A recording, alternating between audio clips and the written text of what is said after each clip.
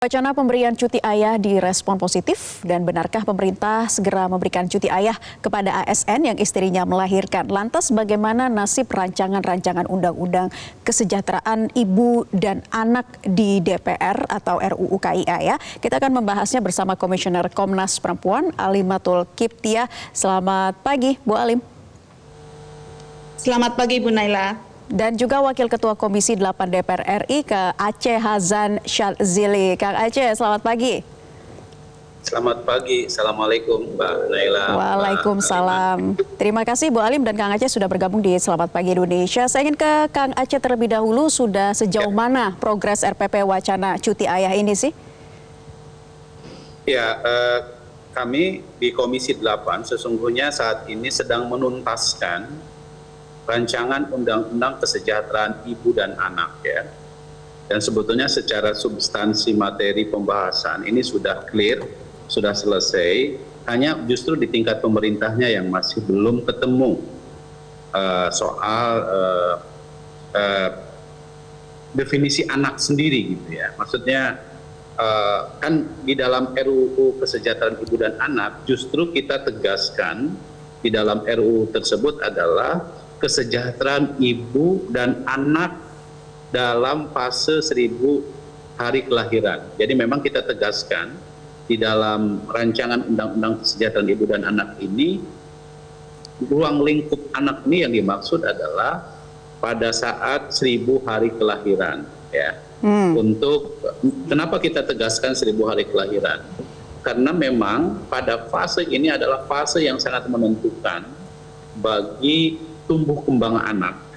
Dan kita melihat realitas di dalam masyarakat bahwa 1000 hari tumbuh kembang anak ini atau HPK ini karena masalah yang dihadapi oleh masyarakat Indonesia adalah justru terletak pada masa ini ya. Baik. Disinilah kemudian muncul stunting ya, kekurangan gizi dan lain-lain. Jadi karena itu rancangan Undang-Undang Kesejahteraan Ibu Anak ini memang kami tegaskan di dalam undang-undang ini soal fase 1000 hari kelahiran anak tersebut. Kang Aceh, begini, jadi Anda optimistis bahwa RUU KIA ini akan disahkan sedikit lagi begitu? Kami targetnya masa persidangan ini sudah bisa kami sahkan undang-undang ini. Dan di dalam undang-undang ini juga dibahas tentang bukan hanya cuti terhadap ibunya, tetapi juga terhadap ayah atau bapak sebagai pendamping dari ibu tersebut gitu pada saat melahirkan. Perbedaannya Kang Aceh, kalau di RUU KIA ini cuti ayahnya ini menyeluruh, bukan hanya ASN saja begitu. Berbeda dengan RPP yang akan sejauh ini progresnya masih digodok. Nah, seperti apa perbedaan dan juga perjalanan atau progres dari RPP wacana cuti ayah ini seperti apa? Saya tidak mengikuti soal RPP ya, tetapi yang kita tegaskan di dalam rancangan Undang-Undang Kesejahteraan Ibu dan Anak ini berlaku untuk semua. Jadi bukan hanya ASN, tetapi juga para pekerja atau pihak-pihak yang memang membutuhkan payung hukum yang bisa memaksa agar ayah diberikan libur atau cuti pada saat sang ibu atau istrinya itu sedang melahirkan. Kami menegaskan di dalam RUU KIA ini atau Kesejahteraan Ibu dan Anak ini, cuti ayah ini itu 2 hari dan dapat diperpanjang selama 3 hari sesuai dengan kebutuhan. Ya, jadi penegasan tentang cuti bagi ayah dalam konteks mendampingi sang istri yang sedang melahirkan itu ditegaskan di dalam rancangan Undang-Undang Kesejahteraan Ibu dan Anak. Pembahasan terkait dengan substansi dari undang-undang ini sesungguhnya telah kami lakukan setelah kami mengundang berbagai pihak, termasuk juga kalangan swasta, ya, para pengusaha, para pelaku usaha dan lain-lain. Karena ini kan menyangkut dengan produktivitas dari bangsa kita. Tentu tadi yang disampaikan oleh Pak Trubus, kalau terlalu lama kan juga bisa mengganggu produktivitas dari dunia usaha kita gitu. Jadi prinsipnya bagi kami mengakomodasi terhadap apa yang menjadi keinginan masyarakat terkait dengan cuti bagi sang ayah yang istrinya itu sedang melahirkan. Dan di dalam RUU Kesejahteraan Ibu dan Anak ini juga ditegaskan soal cuti hamil ya. Nah, di dalam cuti hamil itu disebutkan memang 3 hari, mohon maaf saya cek ya, itu 3 bulan pertama, ya, dan paling lama 3 bulan berikutnya jika memang dibutuhkan karena kondisi khusus gitu ya. Jadi karena itu soal cuti hamil ini dan cuti bagi suami itu juga diberikan ruang di dalam rancangan Undang-Undang Kesejahteraan Ibu dan Anak. Baik, saya ingin ke Bu Alim, ini ada RUU KIA yang sedang dikejar dan juga wacana cuti ayah ini akan diatur dalam RPP meski baru wacana, tapi di negara lain ternyata sudah banyak yang menerapkan cuti ayah begitu. Manfaat penting dari cuti ayah ini seperti apa, Bu? Ya, yang pertama Komnas Perempuan menyambut baik ya dan melakukan apresiasi jika akan diberlakukannya cuti ayah baik di ASN ataupun di masyarakat luas ya untuk korporat dan pelaku bisnis lainnya gitu. Karena harusnya tidak hanya di lingkungan ASN ya, tetapi itu juga dilakukan di masyarakat. Nah, manfaatnya apa ketika ayah itu juga dilibatkan di dalam tugas-tugas reproduksi, termasuk dalam hal ini adalah cuti ayah ya. Ini akan sangat bermanfaat bagi perkembangan dari si janin dan juga psikologi si ibu ya, karena ada support daripada si suami pasangan yang sebenarnya tugas-tugas reproduksi itu kan tidak ringan ya, tapi itu adalah sesuatu yang berat. Selain itu sebenarnya itu juga manifestasi daripada pemenuhan hak-hak maternitas, karena itu di Indonesia juga sudah mengatur ya sebenarnya aturan-aturan yang ada yang mengacu juga kepada aturan-aturan internasional. Karena kita tahu bahwa sebenarnya hak-hak maternitas ini bukan hanya tanggung jawab perempuan, tetapi ini juga tanggung jawab anggota keluarga, tanggung jawab negara, dan juga tanggung jawab pelaku bisnis. Karena sebenarnya anak yang dilahirkan itu kan bukan untuk keluarganya saja gitu ya. Ini disiapkan untuk pelaku pekerja, untuk penerus bangsa ini. Karena itu kita harus mempunyai pemikiran bahwa sebenarnya tanggung jawab maternitas ya, baik itu cuti ayah ataupun juga cuti ibu, itu adalah tanggung jawab bersama, bukan hanya tanggung jawab perempuan.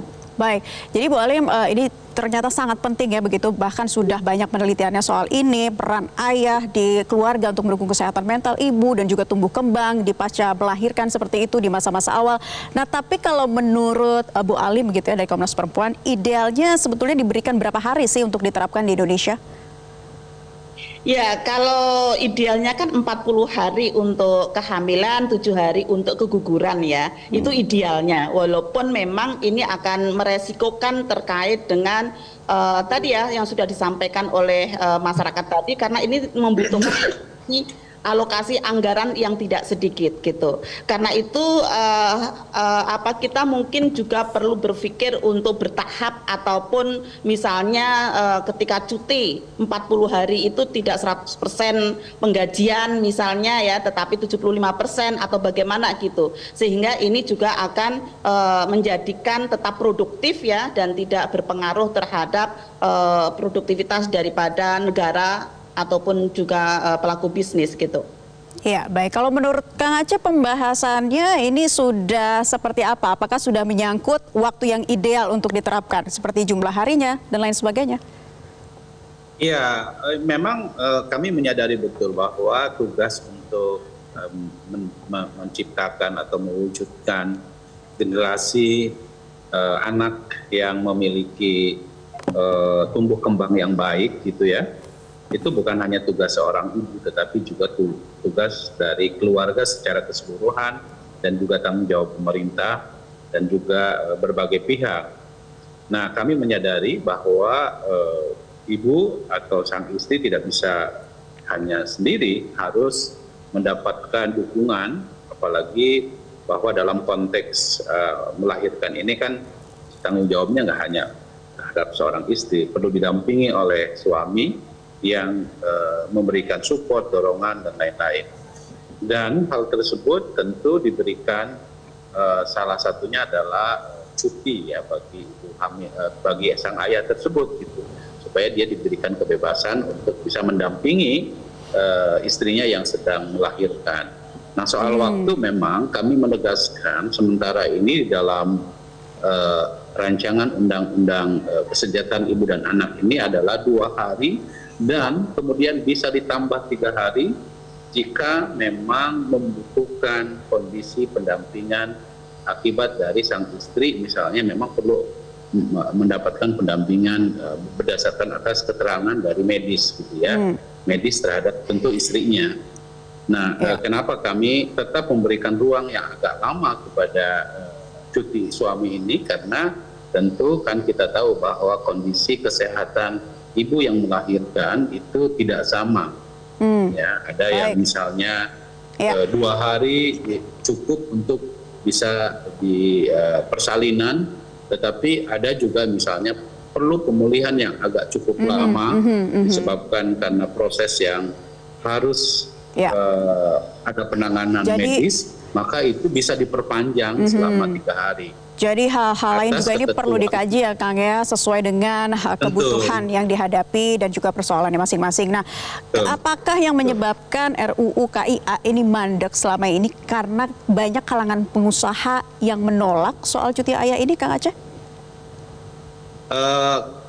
Ini kami sudah menghimpun berbagai masukan dari termasuk pelaku usaha. Prinsipnya kalau pelaku usaha sudah setuju, hanya memang kan di antara pemerintah sendiri masih belum menemukan titik temu soal definisi dari fase 1000 hari anak tersebut ya. Jadi karena ini kan semua pasti berimplikasi terhadap berbagai program-program yang nanti akan dikeluarkan oleh pemerintah dalam konteks bagaimana memberikan layanan kepada ibu dan anak yang 1000 hari masa kelahiran tersebut.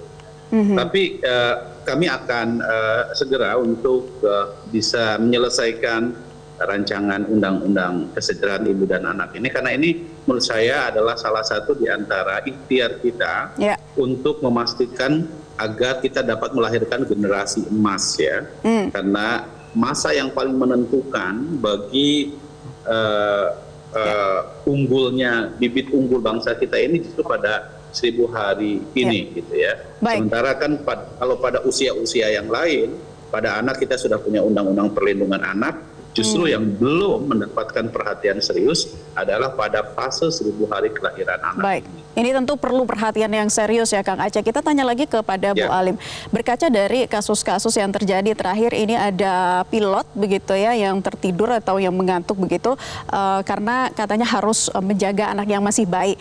Nah, berkaca dari sejumlah kasus yang pernah terjadi, Indonesia juga menempati urutan ketiga sebagai negara fatherless di dunia ternyata. Apakah dengan wacana cuti untuk ayah ini akan membuat support system, pengasuhan dan tumbuh kembang anak yang semakin membaik dan bisa menjadi generasi emas seperti yang dikatakan Kang Aceh tadi, Bu Alim?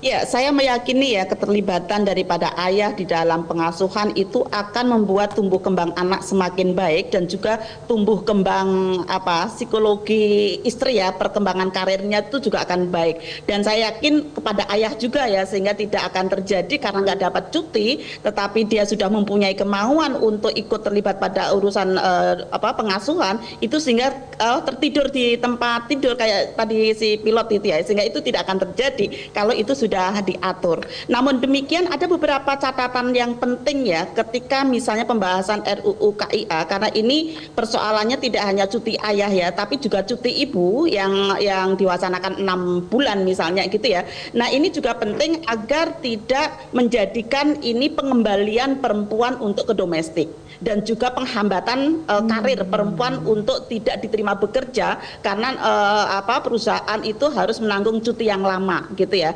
Yang selain itu juga perlu dipikirkan bagaimana perusahaan-perusahaan yang mempunyai kemauan untuk membayar tetapi nggak mampu jangan sampai ini juga akan menghambat UMKM ya yang berkembang juga, sehingga betul-betul harus dengan teliti dan jeli memikirkan dampak-dampak dan juga proses-proses yang dinamika yang ada di masyarakat, baik itu di pemerintah maupun di pelaku bisnis. Yang penting juga adalah pengawasannya. Nanti kalau ini benar-benar disahkan baik di RPP maupun di RUU KIA-nya, pengawasannya jangan sampai karena mindset stereotyping gender di masyarakat itu masih terjadi, walaupun dikasih cuti bukan untuk bantu pengasuhan, malah dipakai untuk jalan-jalan atau kongko-kongko dengan teman-teman laki-laki yang lain misalnya. Nah, ini juga penting juga ya, karena kan masyarakat kita masih ada laki-laki nggak boleh ngasuh anak dan sebagainya kayak gitu. Ini juga sangat penting